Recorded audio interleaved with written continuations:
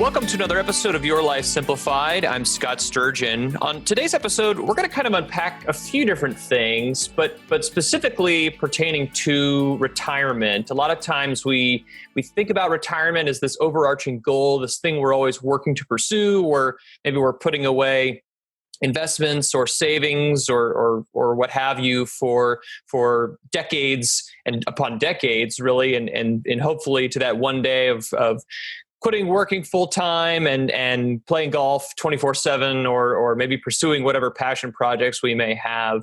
But one of the things that are, as advisors and as a firm, we often find is that clients don't really take the time to fully think through what exactly is going to fill all their time and all their days in retirement. There's so many, as surprisingly, as many people find out, sitting at home or playing golf can get boring after a while. Or maybe you're an avid golfer and golf is your full-time pursuit. But whatever that is, oftentimes we find that people just don't take the time to kind of unpack and really think through how they're going to fill their days and what new passion projects they're going to pursue. So to help us kind of talk through that experience and some of the things that individuals and clients and people looking to retire in the next few years could be thinking through, we have Aaron Fulton, Senior Wealth Advisor here at Mariner Wealth Advisors.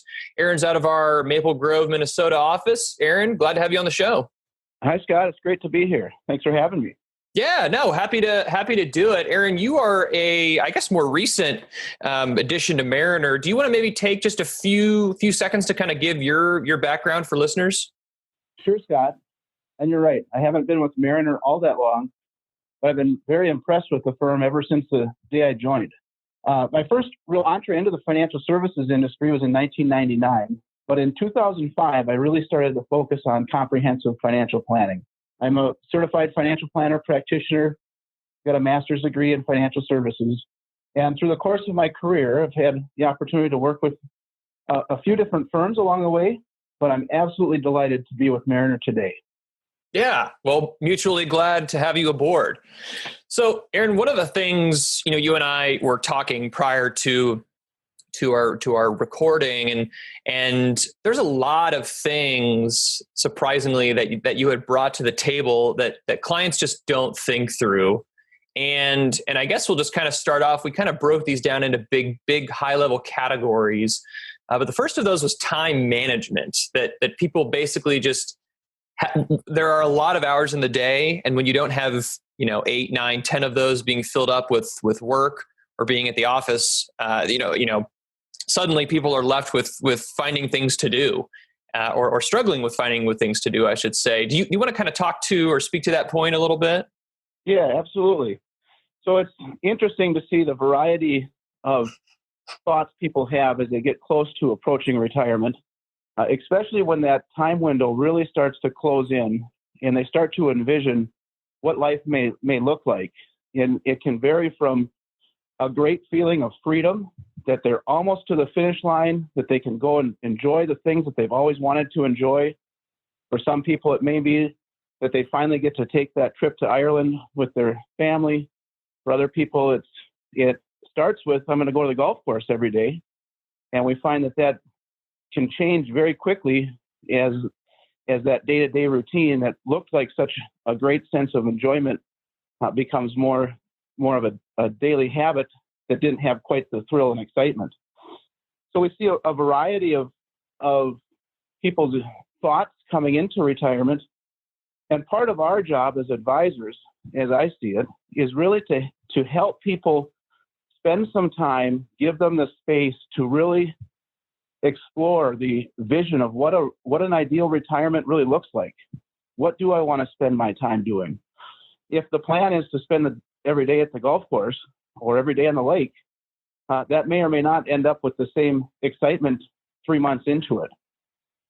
So we see a variety of people's thought process coming in, filled with excitement, some filled with a little anxiety and concern. But as we think about how we want to have our retirement lifestyle designed, it starts with, what are the things I'm really passionate about doing? What are the things that bring me joy in a day-to-day routine? And how do I vary that in such a way that that it's going to remain fresh, it's going to remain exciting, and something I'm enjoying getting out of bed every morning, looking forward to. Yeah, it's interesting. All great points. It's it's like I said, with so many hours in the day, it's almost surprising to a lot of people that, I guess I could pursue, maybe it's a volunteer organization or again, playing golf, or maybe it is just some other passion project, or maybe even a new business that someone, had maybe been putting off or kind of thinking through, but have really had the time or energy to put in to make it happen. And suddenly that they now have the time to do that. So it's, certainly it's a time of exploration, I think it seems, and thinking through that in advance can be helpful. And I think one of the added elements we talked about too was that the entire pandemic experience, if you will, is almost like it's almost like a test run for a lot of individuals who, maybe they were going into an office for 40 plus hours a week. Suddenly they're at home, they save time from their commute. They're taking, maybe you take breaks just for kind of mental wellness to get outside for things like that, and kind of gaining an understanding of maybe even at a minimum of being around your spouse for the entirety of a day, as opposed to being at the office. It's been maybe like a mild experience of what that transition might look like. Yeah. There's certainly things that are difficult about this situation where people are at home, but if we look for the things that are positive that we can find, having that time to explore what it looks like to be, especially around our spouse every day. I'm certainly one to say that my spouse is happy to say that she's ready for a few minutes of time away from me. And I think a lot of people that are active experience that. And candidly, we've seen clients come in pre-retirement making light jokes around this topic about, are we going to be able to be around each other 24/7? Mm-hmm. And that's where having some structured activities can really help, and to have an open conversation where we talk through with people what does that mean, and what are some things that are concerns there, and can we develop a plan around a daily activity where we're enjoying both times together and time as individuals throughout that lifestyle. Yeah, you're exactly right. It's for certain families it's probably different, and everyone's scenario is slightly different from the next. But you're right. It is kind of even an abrupt change of, like we talked about, I'm at the office all week, and then suddenly from one day I'm there, and then the next day I'm at home all the time. And so having that healthy discussion, I think you're right, between your significant other is important, just to kind of make sure you lay boundaries and have a mutual understanding of kind of where the two of you view that kind of dynamic. Aaron, one of the things that we also had talked about in addition to kind of time management as a big high level area was also spending and cash flow planning for new retirees, or for those who are looking, maybe a year or two into the future and looking to retirement. And there's some kind of unique considerations that people don't really tend to think through up until, they have to make an immediate decision. And sometimes that can lead to some stress. Do you want to kind of get into some of the thought processes you have on how spending and cash flow planning is important to get ahead of? Yeah, absolutely, Scott. So we see a number of different concerns as it relates to spending and cash flow. And sometimes we see people on opposite ends of the spectrum of that concern. So, a good planning process and discussion in working with your advisor to talk through what you want your lifestyle to be like can be the great foundation to talk about, well, how do we need to finance that from an annual, monthly, or even a period of years spending and cash flow plan. So some of the things that we are helping people work through is a plan around, what do I want the first 5 years to look like? And that may include those ideal things that we haven't had a chance to do, those trips that we haven't had a chance to take. It may be things that we are going to spend a little bit extra money on. Maybe it's going to be buy a boat or a RV or whatever those things that are in those first 5 years while we're perhaps young and healthy in retirement. And what does the lifetime cash flow need to look like? The concerns that we see people have is, how do I make this money last, but balance that with enjoying my life today? We've got one chance at enjoying this retirement in our life, and we don't want to end up at the end of it looking back saying, gee, I wish I would have enjoyed some of these things, but I let the concern of money get in the way of it. Sure. On the other side, we see people that end up with what we think of as almost unfettered access to the lifetime capital that's going to create a lifetime of security. And we find people getting into the discussion of what they need to spend to enjoy their life. And within 6 months to a year or even 2 years, we find that number is less than what they actually are spending. And so we have kind of the keys to the vault, where when our assets are moved into a liquid portfolio that we're starting to take distributions from, it's awfully easy to just say, well, why don't we send me another 10 grand or 20 grand? And if that happens 2-3 times a year, all of a sudden our financial plan is quite a bit off from our original plan. Yeah, no, I think you're right. It's like, I almost liken it to like a tightrope walk. You know, a tightrope walker is on a building or a high platform or what have you, and they're relatively safe. And that's essentially analogous to someone during their working years. They know they have that paycheck coming in every 2 weeks, or, you know, they have a business they own and they have a steady stream of revenue generated from that to where they can cover their day-to-day expenses. But once you're retired, you know, you're essentially living off of savings and investments that you've accrued over X amount of time. And so more or less, to the analogy of the tightrope walker, you're kind of stepping off of that platform onto that wire, at least maybe from the perspective of someone who just retired. You know, suddenly your income stream, more or less, is what's generated by your investments, and that transition can be very difficult for people. So it's a great point you make, that people just kind of have to wrap their heads around the idea that, you know, you don't need big chunks of money to make sure that you're okay. That's really working. The benefit of working with someone like you, Aaron, is to kind of monitor that cash flow over time to make sure that they're not having to take very large distributions, potentially when it's not advantageous to do so. That's a great point, Scott. In fact, part of our role as advisors is to help people find that permission and give themselves that permission to enjoy the life that they want to live, and help build a cash flow plan to support that. You know, we think about retirement and reaching retirement in this great sense of freedom that we are earning for. And a good job of cash flow planning actually can help support that feeling of freedom throughout our retirement years. That's cool. It's but at the same time, there's it's not just a numbers thing. It seems like kind of what you're saying is it's also more like an emotional component to that, kind of an acceptance on the part of the retiree saying, okay, you know, I've worked really hard to accrue these assets.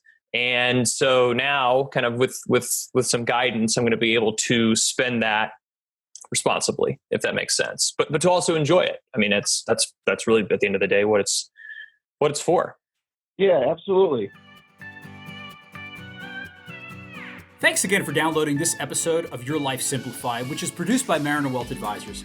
And at Mariner Wealth Advisors, we're here to serve as your advocate. We help people chart a course to reach their personal and financial goals so that they can have greater peace of mind that may lead to a more fulfilling life. We do this by always putting our clients first. Because as fiduciaries, we're required to provide guidance that's in the best interest of clients, not in the best interest of a company or shareholders or anyone else. So as you listen to this podcast and have questions about maybe your own financial situation, or would simply like a second opinion, or even you have an idea for a future podcast, please go ahead and email us at podcast@marinerwealthadvisors.com. If you found the information on this podcast valuable, please go ahead and share it with a friend or family member that you think might benefit from this information. And please don't forget to subscribe to this podcast so you don't miss an episode. Thanks for listening, and now back to the episode. So Aaron, switching gears, again, so the kind of the two, just to reiterate, the big areas: time management being a big consideration, spending and cash flow planning as being the second one that we kind of delineated as being so important. The third one is trickier, and I think even in light of kind of as of when we were recording this podcast, but really any time when you look at markets, there is volatility involved in it. Investing in public markets, you kind of have to accept that valuations and prices are going to go up and down. That's just kind of how it works. But for business owners specifically, do you have kind of some thoughts on how to manage their retirement transition? Just because maybe their biggest asset isn't investments in the market; it might be their ownership in their business, and as they exit that business, maybe they have a large amount of cash or some types of investments they want to utilize to live off of, but there's a kind of a weird transition there for a lot of business owners. Do you want to kind of touch on that point a little bit? Yeah, absolutely. And the interesting part about working with business owners in a transition, especially the business owners that have done a lot of reinvesting in their business, is these are often very highly successful people that have made decisions along the way, people that have felt a great deal of control in their business. It may be that they can choose to expand, choose to contract. If it's an inventory-based business, choose to increase inventories or reduce them, choose to expand locations or not. They have a number of different triggers or levers they can pull as they're working through their business to grow their business. And there is a definite emotional component to help prepare that business owner to maybe get a lump sum, for example, if it's a liquidation. And if they didn't have a lot of time spent in liquid securities markets and having investments in a publicly traded securities portfolio, to make that transition so that they can return to that feeling of control. And as we walk through this, we see that business owners have a unique set of circumstances that they are walking into that adjustment. And part of our job as a planning organization is to help work with them interactively in a planning process so that we can help them see where are their levers of control.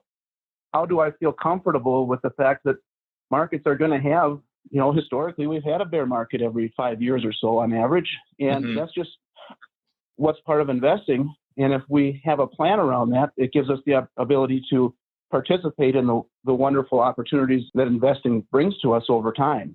But it's bringing that planning process and giving business owners a sense of control as they're moving from owning a business to retiring with liquid securities. That's interesting. So, and you phrased it as a lot of the work that you do with those types of clients is just how you frame the conversation for them, right? As opposed to a concentration in one very set business that they did control, or do control, but transitioning that to something that's a little more diversified, to where at the end of the day they're still invested in businesses. It's more or less the same. It's just a matter of obviously their shareholder vote as a shareholder of a very large corporation is not going to have the same impact as someone who is the CEO of their own small business. It's an interesting dynamic that you presented there. Yeah, and if we get into the process of investing and we start to peel the onion apart a little bit, and we start to get that business owner to really get a comfort around the businesses that they're owning at the root of it in their equity portfolio, and do the planning in such a way that they're able to have those levers in their personal financial plan to make adjustments along the way so that they can adapt as they need to adapt, brings a great sense of freedom back to those people that may be walking into a situation that feels like, I've been very successful, I've made decisions along the way, and I got to this point in life, and initially the feeling may be, and I'm going to turn over this entire fruits of my labor to someone, and I'm not going to have control. if we work together, we can bring them back to that sense of control and give them those pieces and the peace of mind to Sure. walk through a successful retirement. That's interesting. Well, I'm sure it's sometimes more challenging to actually implement than to talk about, but clearly, your experience in doing so has been impactful. That's very cool. Aaron, the last topic we kind of have, and this is maybe even, currently now in our current environment, one of the more important ones that maybe people tended to not think of as much, but is so relevant today, and that's just health planning. And that can take on so many different forms. The big ones we think about are kind of obviously physical well-being and mental well-being, but could you kind of touch on and kind of help us think through what are some of the considerations and processes you'd like to take clients through in discussing that kind of their health in general and planning for that? Yes, absolutely. So one of the biggest topics that we talk about is just general level of physical activity and exercise. For someone that during their working career was on a 5-day routine of going to the gym or having a specific workout plan, the transition to retirement in the category of exercise may not be as big of a deal. For someone, on the other hand, whose main form of exercise was moving about, whether it's an executive that's on the move quickly or someone that's moving from job site to job site, up and down, going from that type of level of activity to moving to retirement, it may mean that having an exercise plan for the first time in life is an important component to staying healthy and happy in retirement. And sometimes it's really, Scott, as simple as we're going to go for a 30-minute walk every day just to get moving. But for other people, it's designed around a very specific health program. Scott, a second area we think about really is our mental health. And as we think about that, a big component is a sense of accomplishment and our pride. So an example that comes to mind is the attorney that has the law firm and their name's on the door. And they've had a great sense of accomplishment over the years. They walk through the door, they see their name on the front door. There's a lot of pride in that.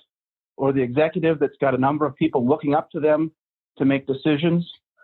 So the sense of accomplishment and the sense of pride is something that we want to make sure we help people carry into retirement. For some people, that's a matter of beginning a volunteering program.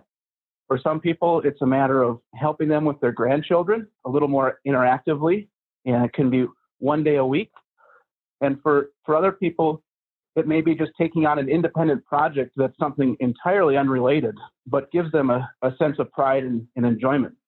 That's exactly right. It's there's so much to that too, and it's sometimes people just don't even think about that as being such a critical element to a successful retirement plan. If you have you've built something from the ground up, or you have a very high up role in a corporation or a company, and many people depending on you to make decisions. Going from that, this maybe the pressures, the stresses, or the exuberance, or the almost dare I say the thrill of that to wake up on a Wednesday and it's like, well, I need to make sure I mow the lawn today, but other than that, my schedule's pretty open. Finding things that can fill your time, things that you can truly be passionate about to bring that sense of self-worth is so important and so commonly gets overlooked. It's a great point, Aaron. Yes, it is something that's often overlooked. And as advisors, part of our role is to help people embrace what that new life looks like. Aaron, you're exactly right. Excellent points all around. It's honestly, it seems like it's a process, I think, and takes time. And so that the sooner people can kind of think through that what that new life is going to look like, really the better overall. So Aaron, we've hit on some high level key, but important topics. Again, to reiterate, just the things for listeners to kind of think through. That time management piece can be so important. What are you going to do to kind of fill up your day, more or less? But spending and cash flow planning, you're going from a steady paycheck or revenue from your business or what have you to suddenly living on retirement assets. What does that look like? Are you comfortable with that? And then, market expectations for business owners and losing that sense of control, but then finding it again, really, in how we approach the planning process. And lastly, that health planning piece, the mental, physical, and emotional, and so many components that go into that. So Aaron, these are excellent ideas, some really good thoughts you've provided. And I think you provided just some kind of what you phrased as punchlines. I think that's an apt way of putting it. It's kind of some very succinct ways or final thoughts that new or pending retirees can think through. Do you want to share those? Yeah, absolutely. So as we move into retirement as advisors, Scott, I will tell you it's really a great honor to work with clients at this point in their life.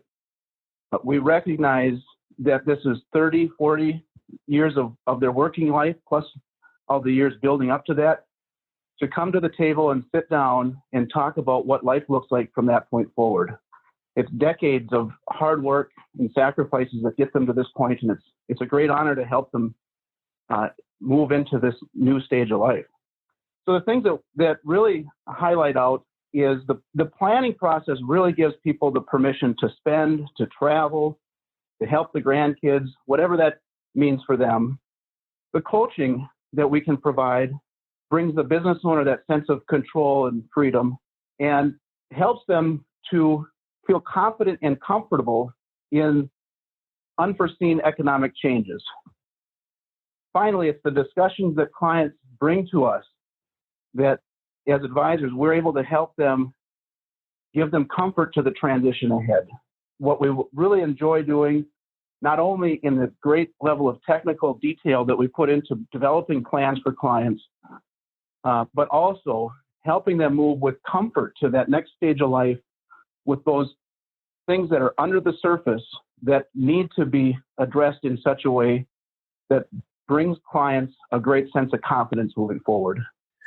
Confidence is key. You don't want, moving into retirement, I think just in general, you never want kind of I think I'm ready to retire. I guess I'm ready to retire. I think in my mind, to be successful at it, you have to go in with an understanding from a financial planning perspective of where you are, but also just an emotional and kind of personal belief that you are ready to transition your life. And Aaron, those are all excellent points you bring to the table. Aaron, all great points. So, and kind of wrapping up, one of the questions we always like to ask all of our guests is in whatever you think is best for you, but in general, what do you think is the best financial lesson you've ever learned? Boy, Scott, that's an excellent question. If I were to think off the top of my head, the one that probably comes to mind is that I can have what I want, but I don't need it all at once. Shortly after I graduated from college, I inherited some money. It wasn't a great deal, but it was enough to buy a new truck, a new four-wheeler, and a new snowmobile. And I didn't need all of those at one time. And I got through those purchases, and I realized that maybe I should have taken those in bite-sized pieces. Of course, looking back at 21 years old, we tend to enjoy things in the moment, don't we? Right. This is true. This is very true. So with that in mind, it was a lesson that I did carry forward, and enjoyment in bite-sized pieces can be just as fulfilling. That's important. An excellent point, to be sure. Well, Aaron, thank you for sharing that. And even more importantly, thank you so much for taking the time to kind of walk through all these really great thoughts. Well, thanks for having me on, Scott. It's a great pleasure. Absolutely. The feeling is mutual. Well, with that, we will conclude this episode. Thank you to our listeners for tuning in. We always, again, reiterate at the end of all of our episodes, if you have thoughts or opinions or suggestions for future episodes, we really couldn't encourage you more to reach out and interact. We love to hear your feedback. If you have any of those thoughts, you can contact us at podcast@marinerwealthadvisors.com. Thanks for tuning in.